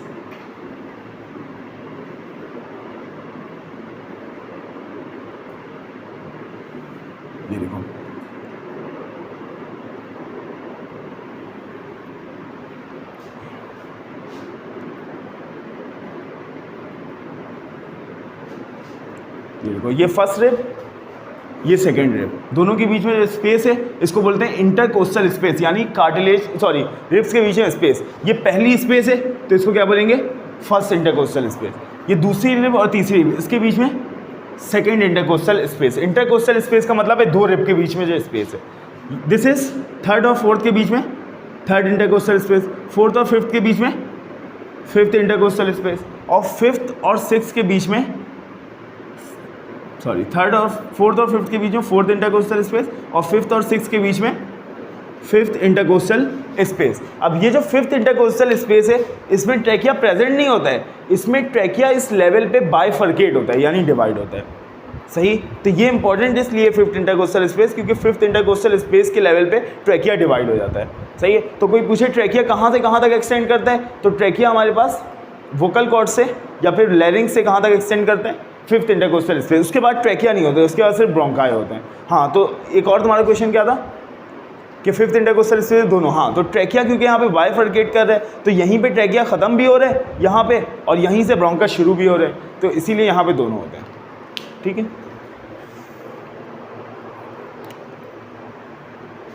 चलो हमने अपर रेस्पिरेटरी ट्रैक्ट और लोअर रेस्पिरेटरी ट्रैक्ट दोनों पढ़ लिया। अब हम लंग्स का स्ट्रक्चर पढ़ लेते हैं, स्ट्रक्चर ऑफ लंग्स। लंग्स जो है, लंग्स हमारे पास एक पेयर्ड ऑर्गन है, it is a paired organ, ये एक पेयर्ड ऑर्गन है, सही है। लंग्स उसके अलावा हमारे पास एक स्पंजी स्ट्रक्चर है। स्पंजी स्ट्रक्चर का क्या मतलब है, यानी स्पंज की तरह सॉफ्ट है। जिस तरह स्पंज को अगर दबाएं हम तो क्या होगा, वो दब जाएगा, और फिर अगर उसको छोड़ें, उसको रिकॉइल करें तो वापस से अपनी असली हालत में आ जाएगा। लंग्स भी इसी तरह का स्ट्रक्चर है, स्पंजी स्ट्रक्चर है, पेयर्ड ऑर्गन है। इसके अलावा लंग्स जो है, लंग्स एक बहुत डेलिकेट स्ट्रक्चर है, तो it is protected by rib cage. इसको रिब केज के ज़रिए प्रोटेक्ट किया जाता है। और रिब केज क्या है? रिब केज एक बोनी स्ट्रक्चर है, एक बोनी स्ट्रक्चर है, और इसका काम क्या है रिब केज का? It protect lungs and heart. ये हार्ट और लंग्स को प्रोटेक्ट करता है रिब केज। सही है। रिब केज बना हुआ होता है रिब से, स्टर्नम से और थोरैसिक वर्टिब्री से, थोरैसिक वर्टिब्री। सही है। इन तीन चीज़ों से मिलकर बना होता है रिब केज, और ये प्रोटेक्ट करता है लंग्स को और हार्ट को। सही। अगर लंग्स का हम स्ट्रक्चर बना लें यहाँ पे, हाँ यही बना लेते हैं, तो ये हमारे पास राइट लंग है, यहाँ पे बना लेते हैं। सही, ये राइट लंग है हमारे पास, और this one is left lung. सही है। नज़र आ रहा है कि राइट लंग हमारे पास बड़ा है और लेफ्ट लंग हमारे पास छोटा है। सही है। अच्छा, राइट लंग जो होता है, this is right lung and this is left lung. सही है। राइट लंग लार्जर है, लेफ्ट लंग स्मॉलर है। राइट लंग में 3 लोब्स हैं और लेफ्ट लंग में 2 लोब्स। सही है। राइट लंग में 3 लोब है, अपर, मिडल एंड लोअर, जबकि लेफ्ट लंग में सिर्फ और सिर्फ 2 लोब है, अपर और लोअर लोब। सही है। उसके अलावा लेफ्ट लंग में हमें ये एक स्ट्रक्चर नज़र आ रहा है जिसको हम क्या कहते हैं? Cardiac notch. कार्डियक नॉच में, कार्डियक नॉच क्यों होता है? Due to impression of heart. Heart में लेफ्ट वेंट्रिकल के इम्प्रेशन की वजह से लेफ्ट लंग में कार्डियक नॉच बन जाता है। और ये स्पेस को का क्या नाम है? जो बीच में स्पेस है, 2 लंग के बीच में स्पेस, इसको हम कहते हैं मीडियस्टिनम। Yes, मीडियस्टिनम। मीडियस्टिनम is the space between 2 lungs, और ये जो स्पेस होता है it is occupied by heart. ये स्पेस कौन ऑक्यूपाई करता है? हार्ट ऑक्यूपाई करता है। सही। अच्छा, और लंग का जो स्ट्रक्चर और फंक्शनल यूनिट है वो क्या है हमारे पास? Alveoli. Alveoli are the structural and functional unit of lungs, दोनों लंग्स की। हाँ, तो एक और टॉपिक हमारा इंक्लूडेड है एमडी के 2025 सिलेबस में, और वो है effect of smoking on respiratory system.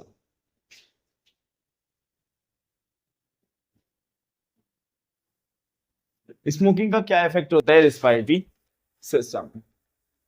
सबसे पहला इफेक्ट स्मोकिंग का, स्मोकिंग काउजेस लंग कैंसर। सबसे एब्सोल्यूट इफेक्ट हो ये। स्मोकिंग के अंदर ऑलमोस्ट 7000 केमिकल्स होते हैं। सही। यानी एक सिगरेट के अंदर कितने, जो सिगरेट से जो स्मोक निकलता है उसके अंदर कितने केमिकल्स होते हैं? 7000 केमिकल्स होते हैं अप्रोक्सीमेटली। बहुत ज्यादा केमिकल्स होते हैं। सही है। इसमें से बहुत सारे कार्सिनोजेंस होते हैं, मैनी कार्सिनोजेंस, बहुत सारे कार्सिनोजेंस होते हैं, जो कि क्या करते हैं? जो सेल्स ऑफ द ब्रोंकाई के अंदर जाते हैं और सेल्स ऑफ द लंग्स के अंदर जाते हैं। यानी एल्विलाई के अंदर और ब्रोंकियोल के जो सेल्स हैं उनके अंदर जाते हैं, और उनके अंदर जाके क्या करते हैं? इन दोनों के सेल्स के अंदर जाते हैं, और सेल्स के अंदर जाने के बाद डीएनए को म्यूटेट करते हैं, और डीएनए को म्यूटेट करने के बाद वो सेल क्या हो जाता है? वो सेल कैसा बन जाता है? Abnormal cell. और वो जो एबनॉर्मल सेल है वो अनकंट्रोल्ड डिवीजन परफॉर्म करता है, अनकंट्रोल्ड डिवीजन, और ड्यू टू अनकंट्रोल्ड डिवीजन उसको हम क्या कहते हैं? Cancerous cell. अब ये जो कैंसरस सेल्स बनते हैं इनको हमारे नेचुरल किलर सेल्स किल कर देते हैं, सही है। मगर अगर कोई कंटिन्यूअसली स्मोकिंग करता रहे तो एक अरसे बाद नेचुरल किलर सेल्स भी वीक हो जाते हैं और फिर लंग कैंसर को प्रिवेंट नहीं कर पाते हैं और लंग कैंसर हो जाता है। आ रही है बात समझ में? तो इस तरह कैंसर सेल बनते हैं। और कैंसर सेल ये डीएनए को म्यूटेट किस तरह करता है, एक एग्जाम्पल देके बताता हूँ, बाकी और भी बहुत सारे तरीके हैं डीएनए को म्यूटेट करने के। मिसाल के तौर पे ये एक डीएनए जो कि डीएनए रेप्लिकेशन परफॉर्म कर रहा है, जिसकी वजह से इसके स्ट्रैंड ओपन हो चुके हैं। Adenine thymine adenine thymine adenine thymine adenine sorry thymine adenine thymine adenine thymine, सही है। मिसाल के तौर पे एक स्ट्रक्चर है कार्बन मोनोऑक्साइड एंटर होता है एल्विलाई के एक सेल पे। अब कार्बन मोनोऑक्साइड का स्ट्रक्चर बनाए तो ये सिर्फ ऑक्सीजन से दो बॉन्ड बनाया होता है। अभी कार्बन को 2 और बॉन्ड बनाना है, यानी ये कार्बन अनस्टेबल है, हाईली अनस्टेबल है। तो कार्बन मोनोऑक्साइड बहुत अनस्टेबल होता है, इसीलिए बहुत ज्यादा टॉक्सिक भी होता है। सही है। तो जब कार्बन मोनोऑक्साइड यहाँ पे एंटर होता है तो हमें पता है एडेनिन और थाइमीन कौन सा बॉन्ड बनाते हैं, डबल बॉन्ड बनाते हैं, सही है। तो ये जब कार्बन मोनोऑक्साइड यहाँ पे आता है तो ये एडेनिन को रिप्लेस करके खुद यहाँ पे आ जाते हैं कार्बन मोनोऑक्साइड और ये डबल बॉन्ड बना लेते हैं थाइमीन के साथ, सही। इस तरह कोड क्या हो गया, डीएनए का चेंज हो गया और डीएनए म्यूटेट हो गया। इस तरह से म्यूटेशन होती है। ये सिर्फ एक जरिया बता रहा हूँ म्यूटेशन का। ऐसे ही अलग अलग केमिकल्स अलग अलग तरह से सेल को म्यूटेट करते हैं और कैंसर सेल बनाते हैं, सही है। बहुत सारे कार्सिनोजेंस होते हैं, कार्बन मोनोऑक्साइड तो सिर्फ एक है। अच्छा, तो सबसे एब्सोल्यूट काउस क्या हो गया, सबसे एब्सोल्यूट इफेक्ट हो गया स्मोकिंग काउस लंग कैंसर। दूसरी स्मोकिंग काउजेस सीओपीडी सुने, chronic obstructive pulmonary disease, chronic obstructive pulmonary disease, सही है, जिसमें सांस लेने में मुश्किल होती है। इसकी एक एग्जांपल है एज्मा इज ऑल्सो सीओपीडी, सही है। तो एज्मा के चांसेस भी क्या हो जाते हैं, बहुत ज्यादा बढ़ जाते हैं जो बंदे स्मोकिंग करते हैं उनके लिए। तीसरा स्मोकिंग काउस एम्फाइजीमा। एम्फाइजीमा एक बीमारी है जो कि तुम लोगों ने इंटर में पढ़ी होगी, सही है। इसमें क्या होता है, इसमें डिस्ट्रक्शन ऑफ एयर सैक या एल्विलर वॉल होती है। डिस्ट्रक्शन ऑफ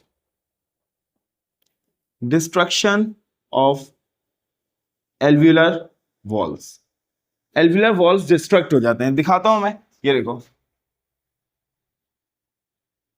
ये एयर सैक है, सही है। एयर सैक में होता क्या है, एयर सैक में ये एल्विलर वॉल पूरी तरीके से, ये सारी एल्विलर वॉल डीजेनरेट हो जाती है और ये एयर सैक इस तरीके से बन जाता है, सही है। तो अभी अगर इस एयर सैक को फिल किया जाता तो एयर सैक इस तरीके से क्या होता, इनलार्ज होता, जिसकी वजह से लंग की इलास्टिसिटी बाकी रहती। यानी लंग में जब हम सांस लेते हैं तो लंग क्या हो जाता, इलास्टिक हो जाता है, यानी ज्यादा से ज्यादा एयर को अपने अंदर ऑक्यूपाई कर लेता, जिसकी वजह से मैं डीप ब्रेथ ले सकता हूँ।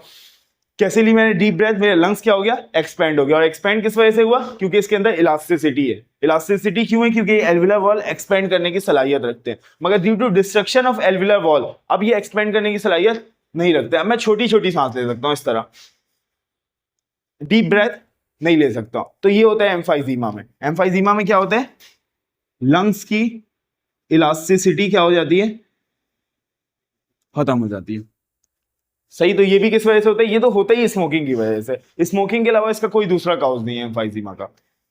चौथी चीज देखो, चौथी चीज होता क्या है, देखो, जब, यार चलो लिख देता हूं पहले, it destroy cilia of trachea and bronchi. Trachea लिख देता हूं, ये ट्रैकिया के सीलिया को डिस्ट्रॉय कर देते हैं। देखो, जो हमारे पास ट्रैकिया होता है, जो ट्रैकिया होता है, ट्रैकिया के अंदर सीलिया मौजूद होता है। सीलिया क्यों मौजूद होता है, ताकि ये जो म्यूकस है, ये म्यूकस जो बैक्टीरिया और डस्ट को ट्रैप कर रहे हैं, ये नेजल कैविटी में सिर्फ ये म्यूकस नहीं होते, बल्कि ये म्यूकस ट्रैकिया में भी होता है। ये बैक्टीरिया और डस्ट को ट्रैप करता है। अब ये जब कंटेमिनेट हो जाता है तो कंटेमिनेट होने की वजह से इसको कहां मूव किया जाता है, सीलिया बैकवर्ड बीटिंग करते हैं, जिसकी वजह से ऊपर जाता है और ऊपर ट्रैकिया के ऊपर लैरिंग्स, और लैरिंग्स के ऊपर क्या होता है, बोलो, फेरिंग्स कनेक्ट होता है इसोफेगस से। इसोफेगस में ये कंटेमिनेटेड म्यूकस चले जाता है। अब ये सीलिया को डिस्ट्रॉय कर दिया। सीलिया को डिस्ट्रॉय करने की वजह से क्या हुआ, अब डस्ट पार्टिकल और बैक्टीरिया वगैरह कहाँ जाना शुरू हो गए, लंग्स में जाना शुरू हो गए। इसकी वजह से होता क्या, इसकी वजह से लंग्स में इन्फेक्शन भी हो जाते हैं, और साथ में जो लोग सिगरेट पीते हैं उनका लंग ब्लैक हो जाता है। ब्लैक क्यों होता है, due to accumulation of dust. इतना डस्ट जमा हो जाता है उनके लंग्स में कि उनका लंग किस कलर का हो जाता है, ब्लैक। देखे, आम लोगों का लंग होता है पिंक कलर का, मगर जो लोग स्मोकिंग करते हैं, कंटिन्यूअस स्मोकिंग करते हैं, उनका लंग्स ब्लैक कलर का होता है। सही। और ब्लैक कलर का क्यों होता है, क्योंकि यहाँ पे ट्रैकिया के सारे सीलिया डैमेज हो चुके हैं। सही है, क्या करने के लिए, डस्ट को ट्रैप करने के लिए। सही। और इसके अलावा ये इन्फ्लेम कर देते हैं इसकी लाइनिंग को भी, जिसकी वजह से होता है कि ज्यादा म्यूकस सिक्रीट करने लगता है, और ज्यादा म्यूकस जो सिक्रीट करता है, सारा म्यूकस कहाँ चले जाते हैं, लंग्स के अंदर, क्योंकि सीलिया तो है नहीं जो ऊपर जाएगा, तो सारा म्यूकस लंग्स के अंदर जाता है, जिसकी वजह से लंग्स डैमेज भी होना शुरू हो जाते हैं। सही। तो बहुत सारे नुकसान है स्मोकिंग के, इसलिए तुम लोगों को समझाता हूँ, मत किया करो।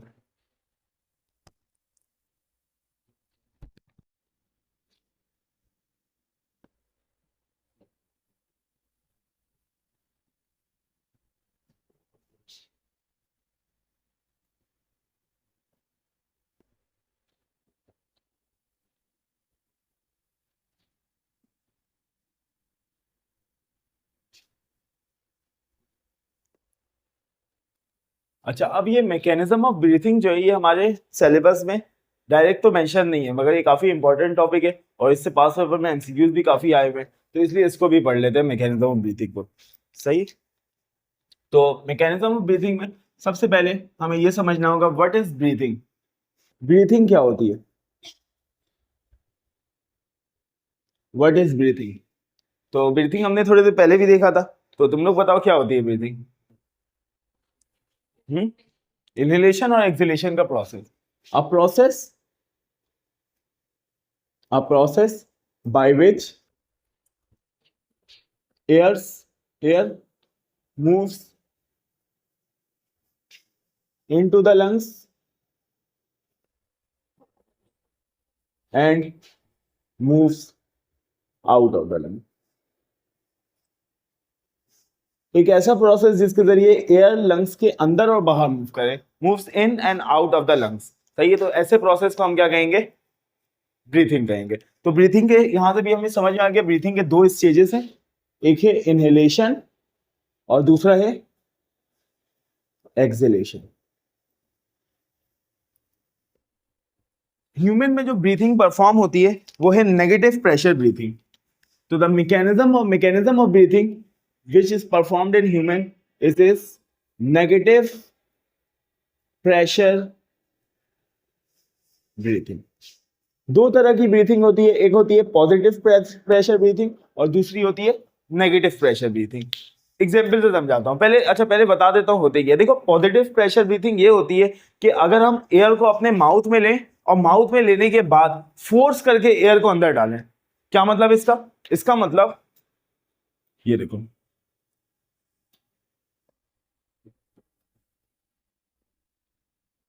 ये लंग्स है, ये लंग्स है। हम क्या करें, हम यहां पे बहुत ज्यादा प्रेशर लगाएं एयर पे। एयर पे अगर हम अपने माउथ से बहुत ज्यादा प्रेशर लगाएंगे तो माउथ में प्रेशर इंक्रीज हो जाएगा एयर का, और लंग्स में उसके मुकाबले में प्रेशर क्या हो जाएगा, डिक्रीज हो जाएगा। और एयर हमेशा हाई प्रेशर से लो प्रेशर मूव करती है, तो हम क्या करेंगे, जब बहुत ज्यादा प्रेशर लगाएंगे एयर का ऊपर की तरफ, तो प्रेशर ऑटोमेटिकली कहां चले जाएगा, लंग्स के अंदर। एयर हम ऑटोमेटिकली लंग्स के अंदर चले जाएगा। क्योंकि एक चीज हमेशा याद रखना, यहां पे लिखता हूं, air always moves from high pressure to low pressure। Air हमेशा हाई प्रेशर से लो प्रेशर की तरफ मूव करता है। Air always move from high pressure to low pressure. तो यहां अगर हम ऊपर से फोर्स लगाएं तो ऊपर एयर का प्रेशर बढ़ जाएगा लंग्स में, उसके मुकाबले में एयर का प्रेशर कम हो जाएगा और एयर मूव कर जाएगा बाहर से लंग्स की तरफ। ऐसे ही है, जिस तरह हम बैलून को इन्फ्लेट करते हैं, बैलून को हम क्या करते हैं, ऐसे करते हैं, जिसकी वजह से बैलून का जो नेक होता है वहां पे प्रेशर बहुत बढ़ जाता है और अंदर प्रेशर कम होता है, तो एयर हाई प्रेशर से लो प्रेशर में जाना शुरू हो जाती है और बैलून इन्फ्लेट होना शुरू हो जाता है। ऐसे ही होता है, बिल्कुल ऐसे ही होता है। मगर हमारी बॉडी में ऐसे ब्रीथिंग परफॉर्म नहीं होती है। This breathing is known as positive pressure breathing. हमारी बॉडी में तो नेगेटिव प्रेशर ब्रीथिंग होती है। नेगेटिव प्रेशर ब्रीथिंग किस तरह होती है, नेगेटिव प्रेशर ब्रीथिंग इस तरह होती है कि पहले लंग्स अपने साइज को बड़ा कर लेते हैं। लंग्स अपने साइज को बड़ा कर लेते हैं। अब तुम लोगों ने बॉयल्स लॉ में पढ़ा होगा, volume is inversely proportional to pressure. सही है, वॉल्यूम बढ़ गया लंग्स का वॉल्यूम बढ़ गया तो प्रेशर क्या हो जाएगा, कम हो जाएगा। लंग्स का प्रेशर कम हो जाता है, और लंग्स का प्रेशर कम हो गया कहाँ की निस्बत, एटमॉस्फेयर की निस्बत। एटमॉस्फेयर का प्रेशर ज्यादा है और लंग्स से अंदर प्रेशर कम कर लिया, तो बेटा देखो इधर ऑटोमेटिकली एटमॉस्फेयर से एयर कहाँ आ जाएगा, लंग्स आ जाएगा। सही है, हमें ऐसा फील होता है कि हम प्रेशर लगा के एयर को अंदर डालते हैं, मगर जो हम प्रेशर लगा रहे होते हैं वो हम दरअसल लंग्स में लगा रहे होते हैं फोर्स। सही है, हमारे दिमाग में एक इमेज बनी हुई है कि हम फोर्स लगा के एयर को अंदर डालते हैं, मगर ऐसा नहीं होता है। जो भी फोर्स हम लगा रहे होते हैं वो फोर्स किस पे लगा रहे होते हैं, हम लंग्स के ऊपर लगा रहे होते हैं। सही है, जो भी फोर्स लगा रहे होते हैं लंग्स के ऊपर लगा रहे होते हैं, वो हम एयर के ऊपर नहीं लगाते हैं। एयर तो ऑटोमेटिकली अंदर चले जाते हैं। सही, फोर्स कहाँ लगा रहे होते हैं हम, फोर्स हम रिब केज पे लगा रहे होते हैं। सही है, एक एग्जाम्पल देता हूँ, देखो तुम लोगों ने स्पंज देखा है, स्पंज जो फॉर्म होता है, फॉर्म अब मेरे पास है नहीं अभी, वरना मैं तुम लोगों को दिखा देता। अगर फॉर्म को अगर हम दबाएं तो फॉर्म क्या हो जाएगा, दब जाएगा, एक खास स्ट्रक्चर ऑक्यूपाई कर लेगा, मगर जैसे ही मैं उसको छोड़ूंगा वापस से क्या हो जाएगा, इन्फ्लेट हो जाएगा। तो सेम इसी तरह लंग्स जो होता है ना, लंग्स स्पंजी स्ट्रक्चर है, फॉर्म की तरह, स्पंज की तरह स्ट्रक्चर है, उसको रिब केज ने क्या किया, दबा के रखा हुआ है अंदर। सही है, तो जैसे ही रिब केज बाहर की तरफ एक्सपेंड करता है, वैसे ही लंग्स भी साथ में क्या करते हैं, एक्सपेंड, क्योंकि लंग्स को फॉर्म की तरह, स्पंज की तरह दबा के रखा हुआ है अंदर। सही है, रिब केज एक्सपेंड किया, रिब केज के एक्सपेंड करने से क्या हुआ, लंग्स भी अंदर एक्सपेंड किए, लंग्स के एक्सपेंड करने से क्या हुआ, लंग्स का प्रेशर ड्रॉप हो गया। लंग्स का प्रेशर ड्रॉप होने की वजह से क्या हुआ, लंग्स का प्रेशर ड्रॉप हुआ तो बाहर का प्रेशर बढ़ गया, तो बाहर के प्रेशर, एयर हाई प्रेशर से लो प्रेशर में आना शुरू हो गया। ये मैकेनिज्म होता है। सही, क्लियर है, बात समझ में आ गई। अच्छा, इसको मैं थोड़ी देर के लिए मिटा रहा हूं, नेगेटिव प्रेशर ब्रीथिंग समझ में आ गया।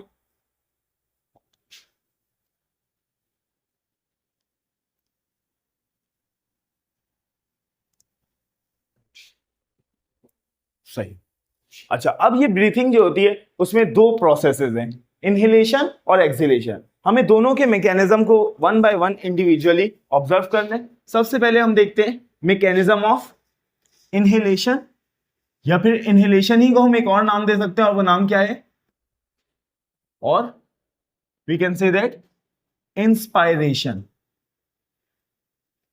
इंस्पायरेशन का हो या फिर इनहेलेशन का हो, बात एक ही है। तो सबसे पहले देखते हैं मैकेनिज्म ऑफ इनहेलेशन, फिर देखेंगे मैकेनिज्म ऑफ एक्सहेलेशन। तो इनहेलेशन करने के लिए दो मसल्स हैं जो कॉन्ट्रैक्ट करते हैं, दो मसल्स हैं। सबसे पहले डायफ्राम कॉन्ट्रैक्ट करता है, डायफ्राम क्या करता है, कॉन्ट्रैक्ट। देखो ये लंग्स है, ये लंग्स है, और ये डायफ्राम है।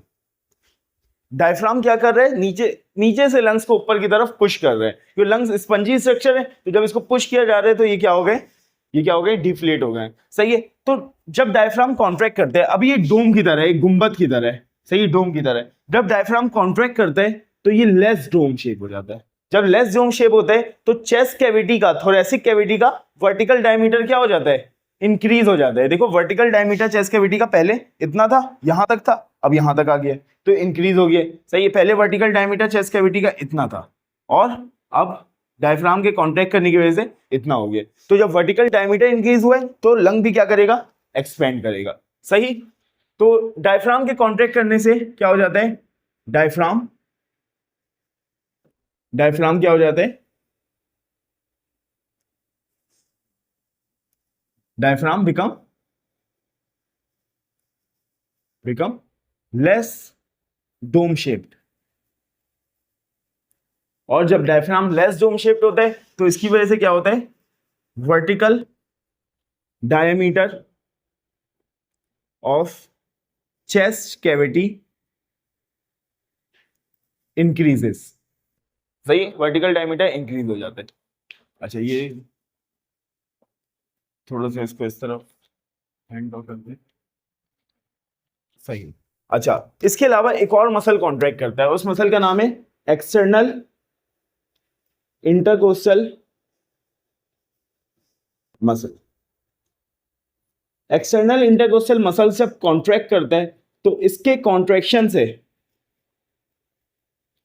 जो हमारे पास रिब केज है, ये रिब केज मूव करता है, मूव्स आउटवर्ड एंड अपवर्ड। ये अपवर्ड और आउटवर्ड मूव करता है। इस तरह रिब केज जब मूव करता है आगे की तरफ और ऊपर की तरफ, तो उसकी वजह से क्या होता है, बोलो, चेस्ट कैविटी का हॉरिजॉन्टल डायमीटर इंक्रीज हो जाता है। देखो, this is the horizontal diameter of chest cavity. जब मैंने इनहेल किया एयर को, तो मैंने क्या किया, एक्सटर्नल इंटरकोस्टल मसल को कॉन्ट्रैक्ट किया, जिसकी वजह से चेस्ट कैविटी का जो हॉरिजॉन्टल डायमीटर है वो क्या हो गया, इंक्रीज हो गया। तो इसकी वजह से क्या होता है, horizontal diameter of chest cavity increases. सही। तो देखो, vertical diameter of chest cavity increase हुआ डायफ्राम के कांटेक्ट होने से, horizontal diameter of chest cavity increase हुआ एक्सटर्नल इंटरकोस्टल मसल की कांटेक्ट होने से। दोनों से अल्टीमेट रिजल्ट क्या आया, वॉल्यूम ऑफ चेस्ट कैविटी बढ़ गया, वॉल्यूम ऑफ चेस्ट कैविटी बढ़ गया। जब वॉल्यूम ऑफ चेस्ट कैविटी बढ़ गया तो लंग स्पंजी स्ट्रक्चर है और उसको फोर्स करके कम जगह में रहने में मजबूर किया जा रहा है। तो जब वॉल्यूम ऑफ चेस्ट कैविटी बढ़ेगा, चेस्ट कैविटी एक्सपेंड करेगा, तो लंग भी क्या करेगा, एक्सपेंड करेगा। Volume of lung also increases. देखो, volume of chest cavity increase हुआ, volume of lungs also increase, volume of lungs increase हो गया। अब हमें बॉयल्स लॉ से एक बात पता है कि volume is inversely proportional to pressure for gases. तो वॉल्यूम ऑफ लंग्स इंक्रीज हुआ तो pressure inside the lung, lungs के अंदर जो प्रेशर है वो क्या हो गया, कम हो गया। प्रेशर कम होने की वजह से एयर मूव्स फ्रॉम एटमॉस्फेयर, जहां पे प्रेशर ज्यादा है, इनटू लंग्स जहां पे प्रेशर कम। क्यों, हमें पता है air always move from higher pressure region to lower pressure region. तो एयर एटमॉस्फेयर से कहां तक आ जाता है, लंग्स के अंदर आ जाता है। सही है। तो अगर लंग्स के अंदर एयर आ गया तो मतलब इनहेलेशन हो गई कंप्लीट। सही है, इनहेलेशन का प्रोसेस समझ में आ गया।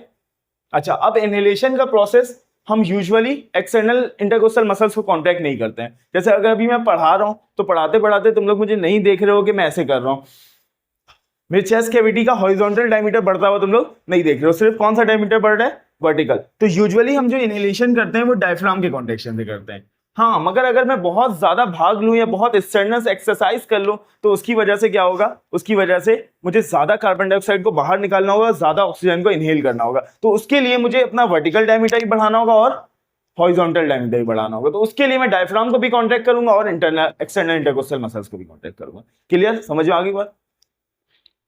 अच्छा, अब ये जो प्रोसेस है, इस प्रोसेस में मसल्स को कॉन्ट्रैक्ट करना पड़ रहा है, हमें मसल्स को कॉन्ट्रैक्ट करना पड़ रहा है। तो इसीलिए इनहेलेशन या inspiration is an active process. ये एक एक्टिव प्रोसेस है क्योंकि यहाँ मसल कॉन्ट्रैक्शन हो रही है और इसके लिए हमें क्या चाहिए, एटीपी चाहिए, यानी एनर्जी कंज्यूमिंग प्रोसेस है इनहेलेशन। सही। अच्छा, इसको रफ कर देता हूं।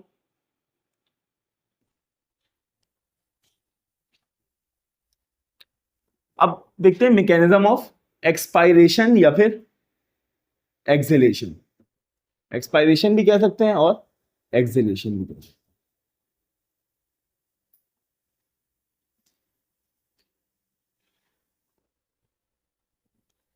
इसमें क्या होता है, इसमें चीजें रिलैक्स करती हैं क्योंकि ये एक पैसिव प्रोसेस है, ये एक पैसिव प्रोसेस है। इसमें जो चीजें यहाँ पे कॉन्ट्रैक्ट की थी वो चीज यहाँ पे रिलैक्स करती है। जैसे डायफ्राम, डायफ्राम क्या किया था, वहां पे कॉन्ट्रैक्ट किया था, यहाँ पे डायफ्राम क्या करेगा, रिलैक्स। जब डायफ्राम रिलैक्स करेगा तो पहले ये लेस डोम शेप हो गया था, रिलैक्स करने से क्या करेगा, ये मोर डोम शेप हो जाएगा, मोर डोम शेप।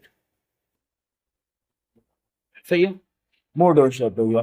मोर डोम शेप होने से क्या हुआ, vertical diameter of chest cavity increase हुआ या डिक्रीज, डिक्रीज हुआ। इसकी वजह से अगर ज्यादा डोम शेप हो जाएगा तो क्या होगा, ये डायमीटर को कम कर देगा, लेस डोम शेप होगा तो ये डायमीटर को बढ़ा देगा। ऐसे ही है ना। तो इसका चेस्ट कैविटी का vertical diameter of chest cavity और थोरेसिक कैविटी भी कह सकते हैं इसको, ये क्या हो जाएगा, बढ़ने के बजाय कम हो जाएगा। यहाँ पे लिख देते हैं डिक्रीज। जब अच्छा, ये यहां से vertical diameter of chest cavity decrease हो गया तो लंग्स के ऊपर वो प्रेशर लगाएगा। सही है। अच्छा, वो चीजें बाद में देखते हैं। साथ में एक्सटर्नल इंटरकोस्टल मसल्स जो हैं वो भी क्या करेंगे, वो भी रिलैक्स करेंगे। और रिलैक्स करने से क्या होगा, horizontal diameter of chest cavity भी क्या हो जाएगा, डिक्रीज हो जाएगा। और इसकी वजह से क्या होगा, हाँ लिख लिया हमने, इसकी वजह से क्या होगा, इसके रिलैक्स करने से horizontal diameter of chest cavity. अच्छा, horizontal diameter of chest cavity के डिक्रीज होने से पहले एक और काम होगा कि जब ये रिलैक्स करेगा तो ये रिब केज को मूव करवाएगा, rib cage moves downward and inward, rib cage को अंदर की तरफ और नीचे की तरफ वापस से मूव करवाएगा, सही है। और रिब केज के अंदर की तरफ और नीचे की तरफ मूव करने की वजह से क्या होगा, horizontal diameter of chest cavity, chest cavity का हॉरिजॉन्टल डायमीटर क्या हो जाएगा,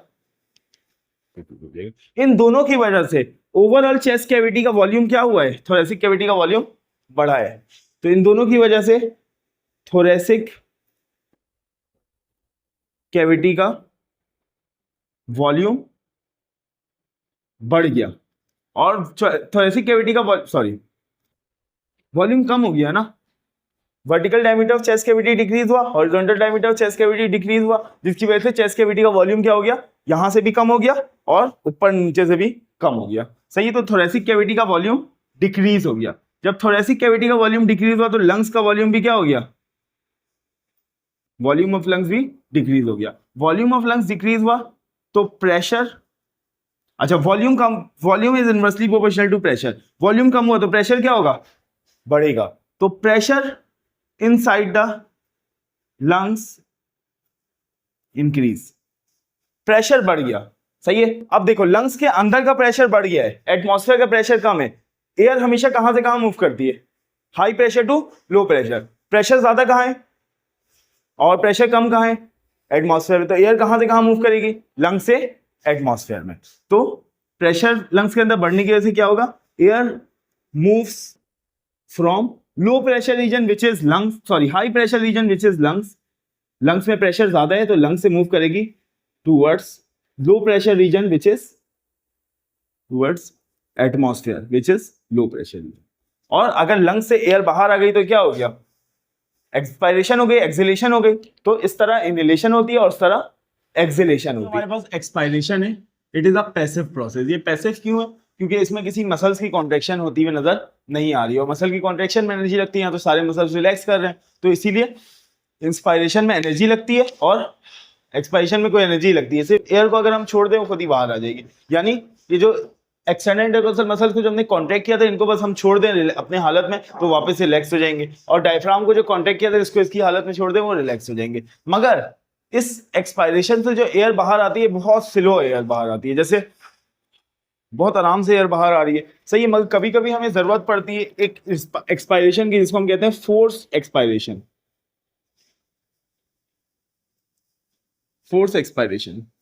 फोर्स एक्सपायरेशन में हमें क्या करना होता है, बहुत तेजी से एयर को बाहर निकालना होता है, उसमें एनर्जी खर्च होती है, उसमें एनर्जी खर्च होती है। फोर्स एक्सपायरेशन की जरूरत कब पड़ती है, कफिंग के वक्त, स्नीजिंग के वक्त, जब छींक आती है। इसके अलावा ब्लोइंग एयर इनटू एनीथिंग, या blowing air in balloon, balloon को इन्फ्लेट करने में भी थक जाता है बंदा। थकता क्यों है कि बहुत जल्दी जल्दी एयर को बाहर निकालना होता है। ऐसे नहीं करते कि बलून को मुंह में लगाया और ऐसे तो कोई नहीं करता है, सही है। एयर को ब्लो करना होता है करके अंदर, यानी बहुत तेजी से एयर को बाहर निकालना होता है। और तेजी से एयर बाहर निकालने के लिए सिर्फ रिलैक्सेशन काफी नहीं है, बल्कि किसी मसल की कॉन्ट्रैक्शन भी करनी होगी। हमें देखो दो हमारे पास काम है, एक डायफ्राम को तेजी से ऊपर करना है और दूसरा काम क्या है, एक्सटर्नल सॉरी ये जो रिब केज है इसको तेजी से नीचे लाना है और अंदर की तरफ लाना है, सही है। तो हमारे पास दो मसल्स होते हैं अगेन, एक है हमारे पास इंटरनल इंटरकोस्टल मसल, ये जब कॉन्ट्रैक्ट करता है तो इसके कॉन्ट्रैक्शन से क्या होता है, rib cage moves inward and downward rapidly, बहुत तेजी से रिब केज नीचे की तरफ आता है और अंदर की तरफ आता है, जिसकी वजह से हॉरिजॉन्टल डायमीटर क्या हो जाता है, कम हो जाता है। दूसरा जो मसल है वो है एब्डोमिनल मसल्स, एब्डोमिनल मसल्स, ये एब्डोमिनल मसल्स कॉन्ट्रैक्ट करते हैं और जब एब्डोमिनल मसल्स कॉन्ट्रैक्ट करते हैं यानी हमारे एब्डोमेन के मसल, तो ये एब्डोमेन को अंदर की तरफ पुश करते हैं। अंदर की तरफ पुश करने की से क्या होता है, जो एब्डोमिनल कंटेंट है वो डायफ्राम के ऊपर की तरफ फोर्स लगाते हैं। देखो अगर इस एब्डोमिनल मसल्स को अंदर की तरफ पुश किया जाए तो क्या होगा, जो स्टमक वगैरह और इंटेस्टाइन वगैरह जो है वो उनको जगह नहीं मिलेगी, तो वो कहाँ जाएंगे, ऊपर की तरफ। जो ऊपर की तरफ जाएंगे, ऊपर कौन है, डायफ्राम, तो डायफ्राम को ऊपर की तरफ पुश करेंगे, जिसकी वजह से क्या होगा, डायफ्राम मूव्स अपवर्ड। तो अगेन ये जो फोर्स एक्सपायरेशन है, फोर्स एक्सपायरेशन में हमें किसकी जरूरत पड़ गई, मसल कॉन्ट्रैक्शन की, तो it is also a active process. तो नॉर्मल एक्सपायरेशन पैसिव प्रोसेस है, फोर्स एक्सपायरेशन क्या है, एक्टिव प्रोसेस है। सही। अच्छा, कफिंग और स्नीजिंग में क्या फर्क है, ये तो मतलब हो गया ना, कफिंग, खांसी, स्नीजिंग, छींक, फर्क क्या है, डिफरेंस क्या है। देखो कफिंग और स्नीजिंग ये दोनों किसके रिस्पॉन्स में होते हैं, अगर कोई इरिटेंट आ जाए या कोई हमारे रिस्पायरेटरी ट्रैक को इरिटेट करे तो हम समझते हैं कोई पार्टिकल आ गया जिसको निकालना जरूरी है। सही है, तो उसके नतीजे में कफिंग होती है और स्नीजिंग होती है। अगर हमारी नेजल कैविटी या फिर हम कह सकते हैं अपर respiratory tract, upper respiratory tract, अगर यहां पे कोई इरिटेशन हो तो स्नीजिंग होती है। कैसे होती है स्नीजिंग, सबसे पहले एयर को चारों तरफ से कहां लेके जाते हैं हम, लंग्स के अंदर, लंग्स में पूरी तरीके से एयर को भर लेते हैं और फिर अचानक से नाक से सारी एयर को बाहर निकाल देते हैं, ताकि जो भी पार्टिकल नोज नेजल कैविटी को या अपर रिस्पायरेटरी ट्रैक्ट को तंग कर रहा है, परेशान कर रहा है, इरिटेट कर रहा है, सही है, तो उसको क्या कर दिया जाए, बाहर निकाल दिया जाए एयर के थ्रू। और अगर कोई चीज लोअर रिस्पायरेटरी ट्रैक्ट में चले जाए यानी लैरिंग्स में, lower respiratory tract, lower respiratory tract यानी लैरिंग्स में चले जाए, ट्रैकिया में चले जाए, जैसे हंसते हुए खाना चले जाता है, बंदा सरक जाता है, क्या होना शुरू हो जाती है, खांसी होना शुरू हो जाती है। सही, खांसी क्यों होती है, ताकि जोर से जब एयर बाहर निकले लैरिंग्स से, ट्रैकिया से, तो वो साथ में अपने पार्टिकल को लेके निकले। आ रही है बात समझ, ये होता है रिस्पॉन्स। तो ये बहुत ज्यादा वाइटल रिस्पॉन्स है और ये फोर्स एक्सपायरेशन की वजह से होती है, which is an active process.